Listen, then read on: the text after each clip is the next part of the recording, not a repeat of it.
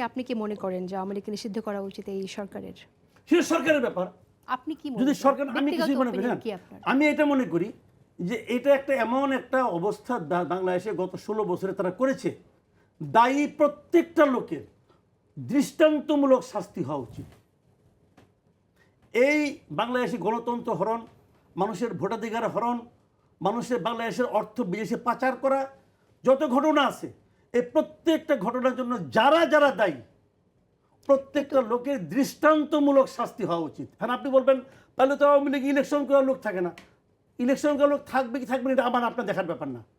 আমার আপনার দেখার ব্যাপার হলো প্রত্যেকটা লোকের বিচার হচ্ছে কিনা, প্রত্যেকটা লোকের বিচার হওয়া উচিত, এটাই মনে করি। এইটুকুই আমার কথা। আমি যদি শেখ হাসিনা যদি বিচার হয় হবে, বিচার যদি শেখ হাসিনা ফাঁসি হয় হবে, আমার কি? এবং আমি তো এটাও বলি যে শেখ হাসিনাকে যারা দেশ থেকে বাইরে পাঠাই দিছে তারা অন্যায় করছে। তারা একটা অজুহাত দেয় যে শেখ হাসিনার বাইরে না পাঠাইলে পরে মানুষ তাকে মেরে ফেলত, আর তার মারলে আমার কি? যদি মানুষ তাদের মারতে চায় মারবে, এটা মানুষের ব্যাপার আর তার ব্যাপার। সে মানুষের সঙ্গে কি আচরণ করছে আর মানুষ তার কি প্রতিদান দেবে এটা মানুষের তার সমস্যা। তাকে অথবা তাকে আপনি আইনের মধ্যে আনতেন, তারা বাইরে পাঠাই দিয়ে এখন আপনি কান্নাকাটি করেন তারে তো আনতে পারি না, তারে তো আনতে পারি না। তাকে আপনি পাঠালেন কেন? ওবায়দুল কাদের 1 মাসের বেশি সময় দেশে ছিল তো, কার এখানে ছিল এটা বের করেন না কেন? যার এখানে ছিল তার বিচার করেন না কেন? বিচার করবেন না, মুখস্থ আলাপ করবেন যে ভাই এটা হলো না, এটা হলো না, এইগুলি কোনো কথা না। প্রত্যেকটা অপরাধের বিচার হওয়া উচিত। 7 মাসে আসলে আমলাতন্ত্রের জালিমদের মাজা ভাঙা গেছে বলে মনে করেন কিনা? না, যায়নি। এবং আলটিমেটলি আমরা যদি সবাই মিলে একটা নতুন সংবিধান, নতুন রাষ্ট্র নির্মাণ করতে না পারি তাহলে সেটা যাবেও না।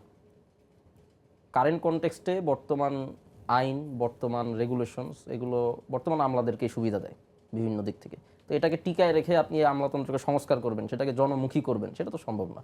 আর আমলাতন্ত্রের কী সমস্যাটা এত ব্যাখ্যা করার কিছু আছে তেমনও না। বাংলাদেশের প্রত্যেকটা মানুষ জানে যে কোনো উন্নত রাষ্ট্রে, যেটা হচ্ছে আপনারা ওয়েলফেয়ার ডেমোক্রেসি বলেন, এই রাষ্ট্রগুলোতে জনগণকে আমলাতন্ত্রের অফিসাররা স্যার বলে ডাকে, কারণ তারা সেবা দিচ্ছে আর জনগণ সেবা গ্রহীতা। আমাদের এখানে উল্টা, এখানে আমাদেরকে জনগণ গিয়ে স্যার বলে ডাকতে হয়, ডাইকাও কোনো লাভ হয় না।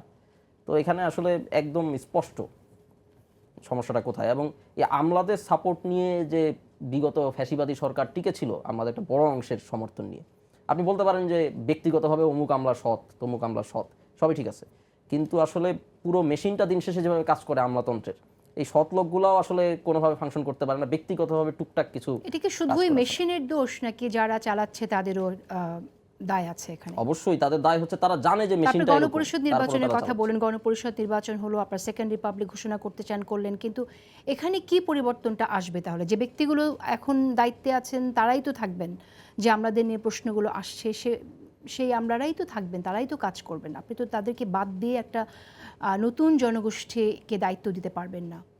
ধরুন যে নতুন সংবিধান হলো, দুর্নীতি দমন কমিশন বা ন্যায়পালের যে ইস্যুটা সংবিধানে আছে, এটাকে আপনি এমনভাবে অ্যাক্টিভেট করলেন, এখানে দেখতে হবে যে রাষ্ট্রযন্ত্র কীভাবে কাজ করে, যে কোনো অর্গানাইজেশনের মতো ইনসেন্টিভ বেসড। বর্তমানে দুর্নীতি দমন কমিশনের একজন অফিসার, সে যদি কারো দুর্নীতি ঢেকে রাখে তাহলে সে উপকৃত হতে পারে, এটা তার কাছে একটা ইনসেন্টিভ। সে তাহলে চেষ্টা করবে কারো দুর্নীতি ঢেকে রেখে সেই দুর্নীতির অংশ হয়ে নিজেও সুবিধা নিতে পারা। আপনি যদি এমন একটা ইনসেন্টিভ ক্রিয়েট করেন, অর্গানাইজেশনগুলো এমনভাবে দাঁড় করান, দুর্নীতি দমন কমিশন, ন্যায়পালের যে ইনস্টিটিউশন সংবিধানে আছে, এগুলোকে এমনভাবে ডিজাইন করেন গণপরিষদের নতুন সংবিধান লিখে, যে একজন দুর্নীতি দমন কমিশনের অফিসার সে যত বেশি দুর্নীতি ধরতে পারবে তত বেশি তার লাভ। ডিজাইনটা যদি আপনি এভাবে করতে পারেন, সেই ডিজাইনটা তো এখনো সরকার করতে পারে না। এখন এটা তো আপনার পলিসি লেভেলে এই চেঞ্জটা তো ডিপ লেভেলের চেঞ্জ করতে হবে, যে সংবিধানটা মানে কারেন্ট স্টেটে থাকবে না, সেটা নতুন সংবিধানই হয়ে যাবে। মানে আপনিও কি তাই মনে করেন? আসলে না, দেখেন উনি যেটা বলছে আমার কাছে কিন্তু দেখেন এগুলো নতুন একটা প্রস্তাব, এবং এর মধ্যে নতুনত্ব আছে, এবং আমি মনে করি ভালোই তো প্রস্তাবটা, খারাপ কি? কারণ আপনাকে একজনকে কাজ করতে বলেন, সে যদি বলে যে ভাই আমার কাজ করলেও যে বেতন, না করলেও সেই বেতন, আমি কাজ করবো মুখে, বুঝলেন ব্যাপারটা? খেয়াল করেন। তাহলে এখনও তো ইনসেন্টিভ এটা পায়, সেটা কি যে আমি একটা যদি বড় রাঘব বলকে ধরতে পারি তাহলে সে আমার কিছু টাকা দিবে, ওই টাকা নিয়ে চুপ করে থাকবো, তাহলে এটা কিন্তু আসলে দুর্নীতিকে উৎসাহিত করছে। কিন্তু সেটার জন্য একটা গণপরিষদ নির্বাচন রাখবে কেন? এই বিষয়গুলো চেঞ্জ, এই জিনিসটা আমার কিন্তু এই কথাটাই যে ওরা যে প্রস্তাবগুলি বলে, এই যে সংস্কারটা, এটা হলো রাষ্ট্রের সর্বক্ষেত্রে এই ধরনের সংস্কার লাগবে।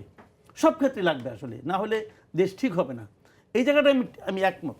বাট সেই সংস্কারগুলোকে নিয়ে আমাদের তো আগে বসতে হবে। বসার পর যদি প্রস্তাব যেগুলো আসবে, তখন যদি রাজনৈতিক দলগুলো সেই প্রস্তাবের সঙ্গে একমত না হয়, অথবা যদি কিছু না দাঁড়ায় কনক্রিট, তখন আপনি বলতে পারেন যে এই আমাদের বিকল্প প্রস্তাব, এটা জনগণ চায় কিনা দেখি আমরা, এটা হতে পারে। কিন্তু এখনই কিন্তু এই পরিষদের দাবিটা এই মুহূর্তে আমি মনে করি এটা প্রিমেচিউর একটা দাবি আমি মনে করি।